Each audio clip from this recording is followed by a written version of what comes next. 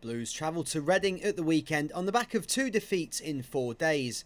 And with the playoff place now looking unlikely, Gary Rowett admits there may well be changes at the Madejski.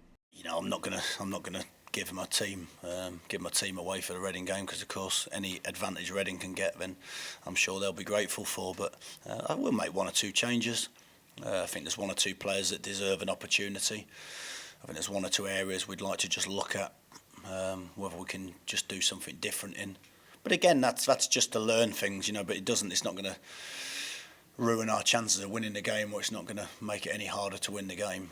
But we certainly need to improve a little bit away from home, and on our results. Although our performances have not always been bad, but our results have not been good enough away from home. You can argue in some ways that's one of the reasons why we fell away from the playoff places, because our results away from home haven't matched our performances and results at home.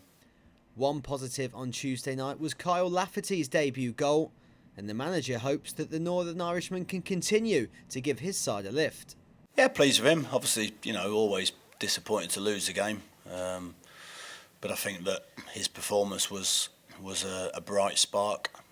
Certainly the first 25 minutes he was really, really bright. I think running on enthusiasm, because he's not trained a lot, not played many games, and I think early second half, you just could see him stretching, tightened up, blow up a little bit. So at that point, we just, after seeing the first 25 minutes and what he can give to us, I certainly didn't want to lose him for the remaining 7 games. So yeah, I was really, really enthused by it. It gave us a little bit of a lift, as we said. It'd been nice to have won the game on that goal, but as we know, 2 set pieces dictated otherwise. With the playoffs now looking out of reach, Rowett says he is still positive about the season so far and wants to ensure that Blues finish strongly. I'm not suggesting it's mathematically impossible, but I'm just trying to be realistic. And I think with a bit of realism, we have to then look at what's the most. What's the best way of utilising the last 7 games? Of course, listen, we want to win as many games as we can. That's never changes. We wanted to beat Charlton, we wanted to beat Brighton. It's a tough league, the Championship, and you can't always do that, as we've seen. So we want to finish strongly.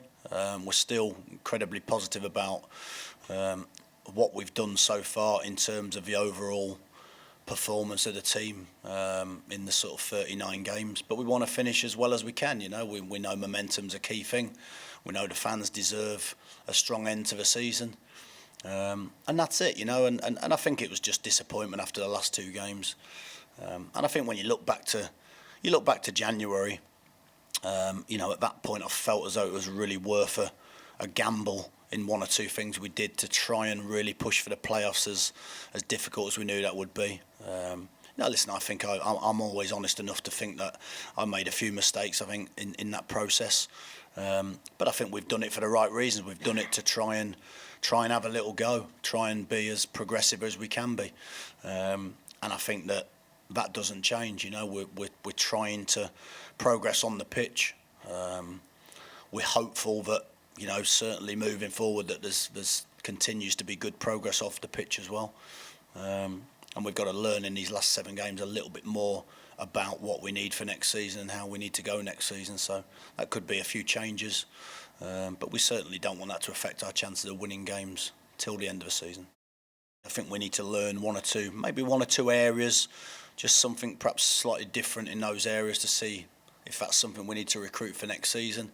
I think also, 1 or 2 of the younger players certainly need to be in and around the matchday squad before the end of the season. You look at someone like, Viv Solomon-Otterbourne probably hasn't had enough opportunities, but certainly now you look at, could be a key player for us next year. So they're the sort of critical decisions I'll have to now make. So, but that's part of that never changes. We're always looking for the best way to move forward, and sometimes when you progress, listen, you can't progress. It's never going to be an upward curve without some bumps and ridges in it, and we found that probably our little bumps come at the wrong time. But we've had periods like this before. Last year, I think we didn't win in 9 games. I think we only won 1 game in 9 this season at one point. So just unfortunate for us that it's come at a crucial point of the season.